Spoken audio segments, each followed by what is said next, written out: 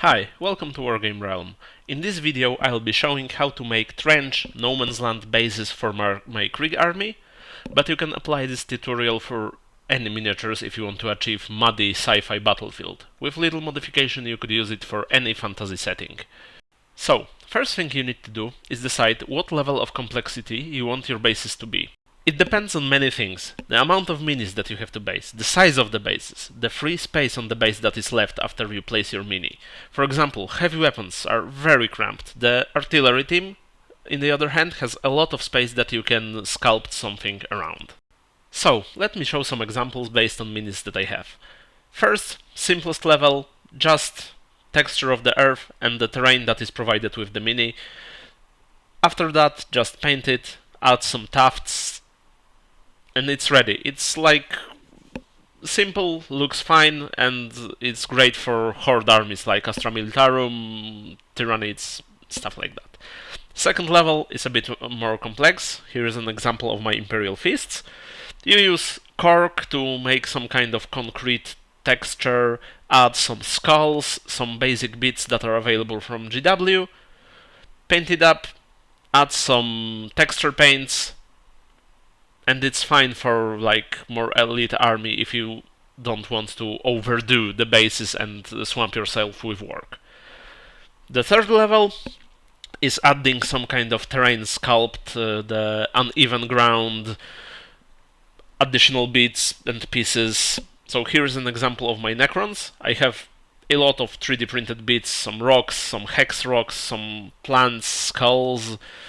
Even on the smallest infantry bases you can add many points of interest and make those bases just not boring. But if you have a lot of infantry, it is a lot of work.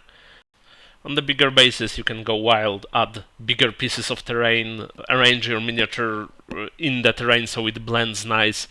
Here, example of the bigger Necron minis, you can see that you can fit much bigger elements of the scenery.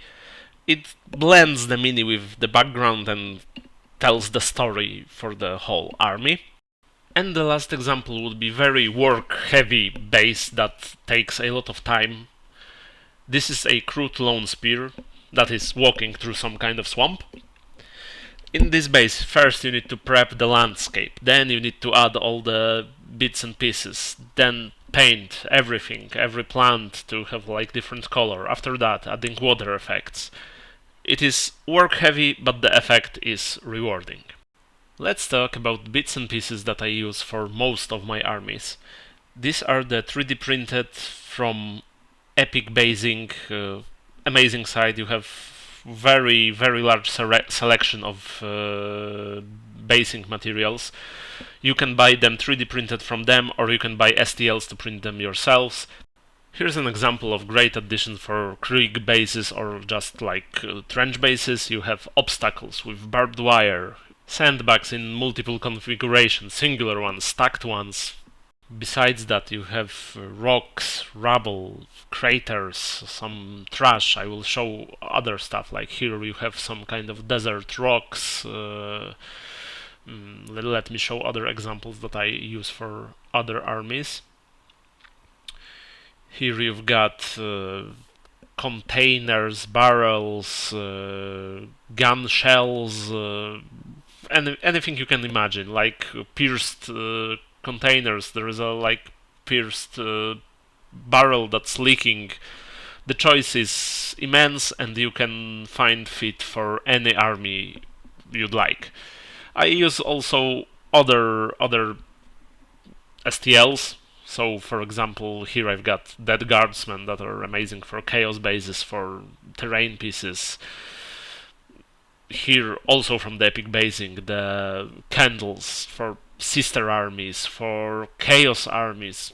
Like, the choice is immense and you can really bring your bases to life using this stuff.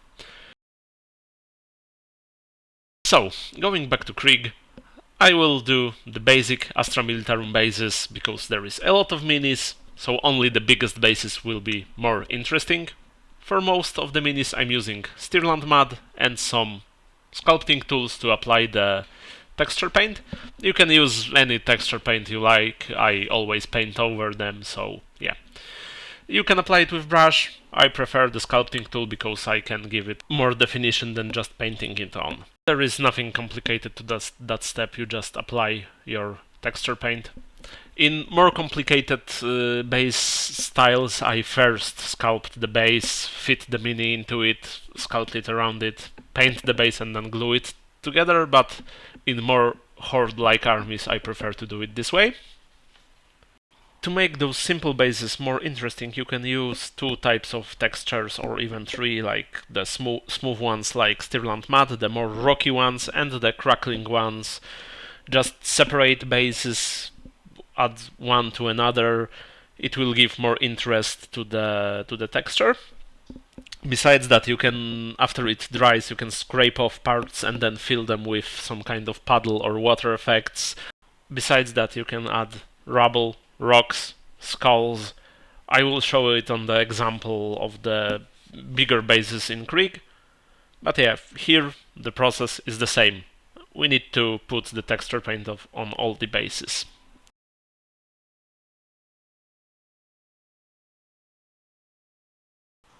Let's speed it up for the bigger bases. Nothing changes here.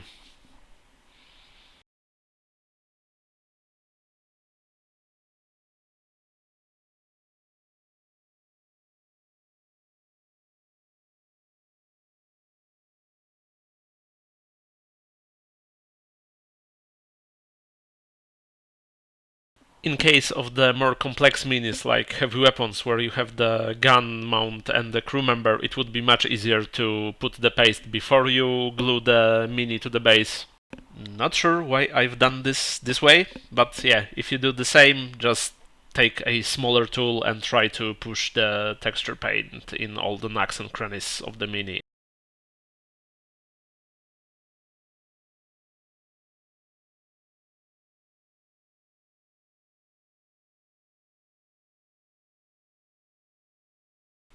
Okay, here we can try to add some additional bits. The mini is cramped, but well, we'll maybe fit something to add the battlefield feel to the base. So for sure I will try to add some kind of obstacle. Let's see if it fits. Let's take a smaller one. Yeah, that will be fine. Just use a super glue, put it on the wet texture paint and push the piece in it. It will be wobbly for a moment, but after it dries it is perfectly fine.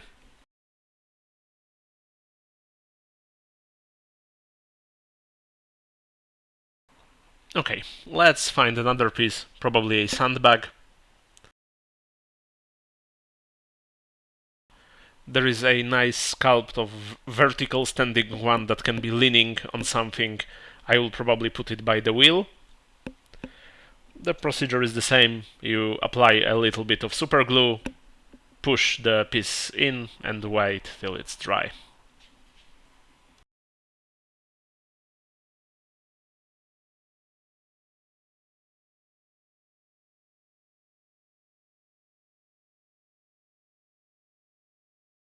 Now, let's get to the biggest base of the artillery team. I'll be adding the sandbag rows and crates that were provided on the sprues. Just apply the plastic cement on the pieces and place them on the bases. Crates I will apply later when I add the rest of the texture because they will be standing on the top of the wooden planks. Now, using air drying clay, you need to sculpt the embankments in front of the sandbags. You can use any putty like milliput, green stuff, anything like that.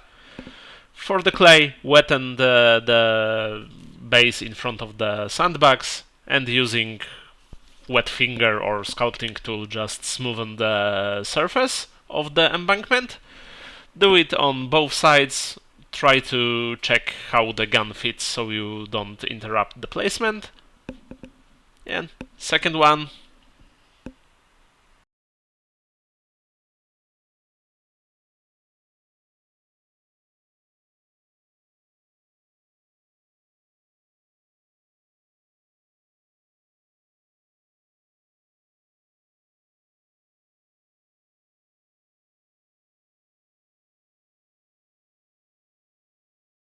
Doesn't matter which material you choose, you should leave it to dry overnight. But at this stage you could also add some pieces in the embankment. I will add the sticking out shovel, just use super glue and leave it until it's dry. Now let's make the wooden planks that would be underneath the gun so it doesn't sink in the mud. I used balsa wood cut up in little pieces. I didn't have a specific measurement, just done it like this. You can use coffee stirrers or other wooden pieces. Balsa is just soft and easy to use. I will place 2 rows in front to show the way that gun is pushed in, and in the back a bigger row that serves as a path for the crew members. I've done it in previous bases, so I will keep the same style. Here you can use PVA glue, just smear it in the base and start putting the wooden pieces, but I prefer the super glue, it's faster, so I just add piece by piece to achieve wanted results. Remember to check if the mini fits the idea that you are trying to show, so you don't have to change it later. Just place 2 rows of the wooden planks, then add the communication part with interlocking wooden planks.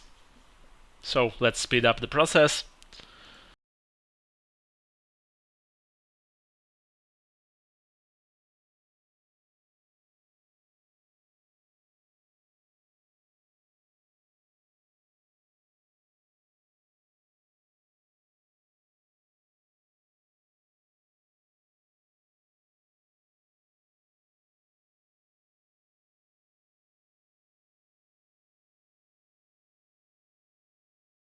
Okay, let's trim the excess of the wooden planks, check if the gun fits its position, and I'd need to compare it to the previous bases, not to repeat myself with the crate placement.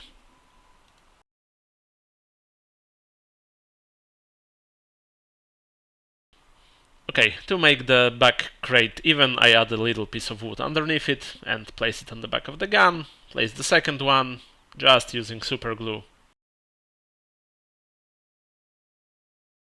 Now we get to the boring part again, so applying the texture paint all over the base.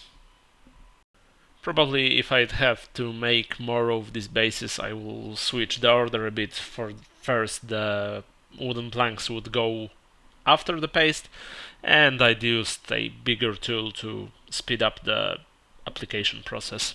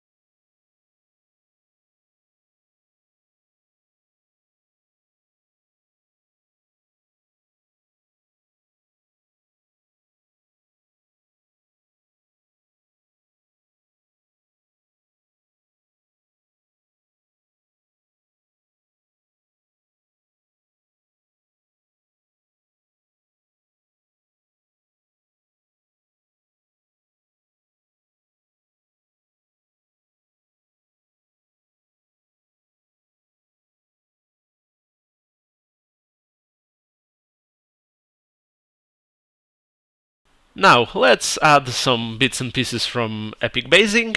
I will use sandbags in front, additional row, and the obstacles on the sides. On the previous 2 bases that I've done, you can see there are more obstacles on the front. I do it the same way as with the heavy weapon, just apply super glue, push the piece in. Here I see some gaps in front of the sandbags, so I will add additional sandbag and some layers of the texture paint. Now leave the base until it's dry and it's ready for the base coat.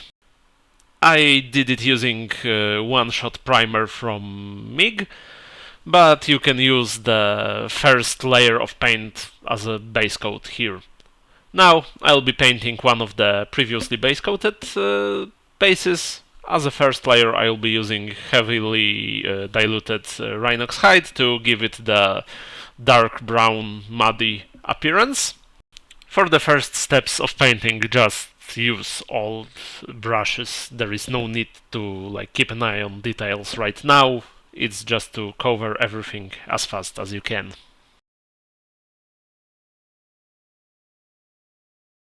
After first layer is dry, it's time to apply drybrush of Mournfang Brown. All the paints will be listed in the description.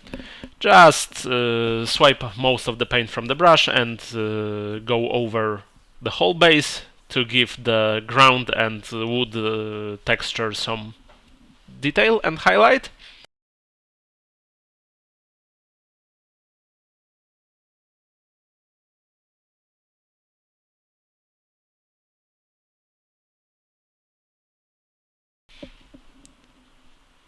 After that, let's pick brighter tone, Zandri Dust. It is mainly to pick the details on the planks, but also to highlight the highest parts of the ground texture. Ground will be later washed to dull it down, but I want the planks to be dried out and a bit standing out from the base. I know they should be rotten dark, but it would be boring on the base, so it's nice to have some contrast. As a last layer, I will use the Wraithbone to highlight only the wooden parts.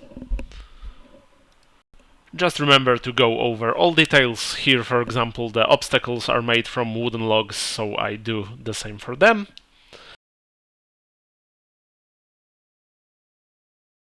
After you finish dry brushing biggest areas of the base, it's time to put base colors on the details. I'll start from the Sandbags and use Zandri Dust as a base color for them. Remaining details as crates, lasgun, some little details I will skip exact tutorial since those will be part of the further videos with the krieg vehicles and infantry. But basically I pick up the grey rubble, greyish blue crates for the krieg. After all the details have their base color applied, I proceed to washes. First wash is Agrax Earthshade, and I apply it all over Sandbags, details, earth texture, just not the wooden parts since I want them to stick out a bit.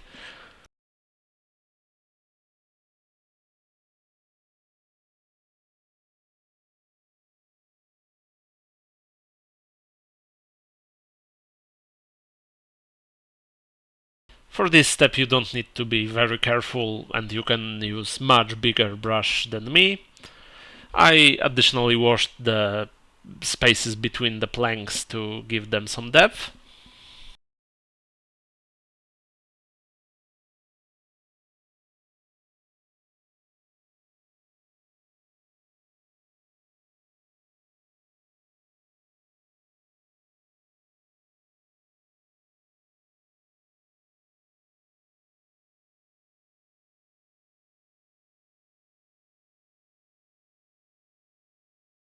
Next step would be applying Nuln Oil on all the metallic details to darken them a bit.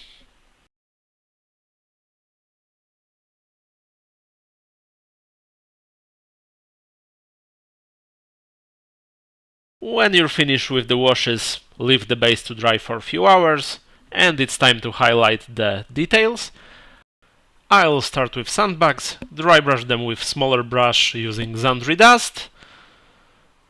You want to cover most of them, just leaving Agrax Earthshade in the deepest recesses. Be careful not to go over previously painted details. The second layer of highlights will be Wraithbone with very little paint on the brush, just cover the highest parts of the Sandbags.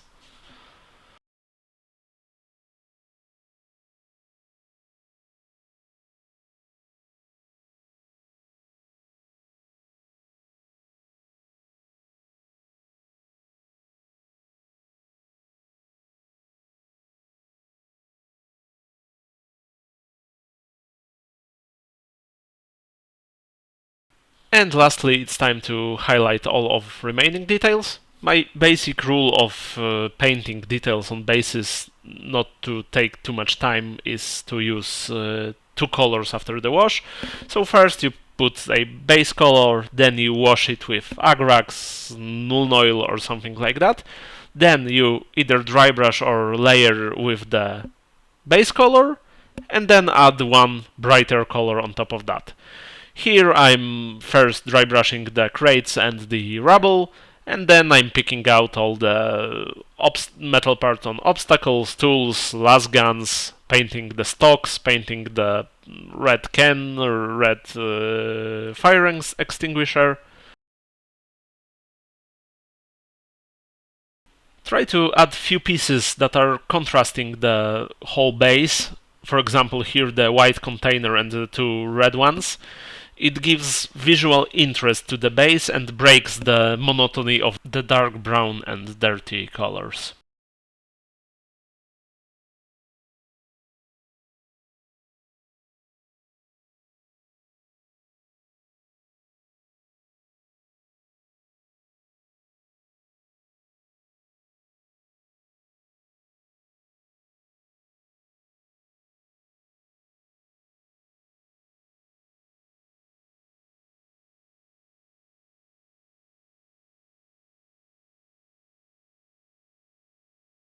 Lastly, I like to apply some of the MIG effects. Here I'll add the streaking rust over the metal parts of the obstacle so they look old, rusty, and that they've been there for some time. And as a final thing to do, I paint the edge of the base black. When it's dry, you can apply matte or satin varnish, but I'll do it after the gun is ready. Here you can see 3 of the bases in different stages of progress.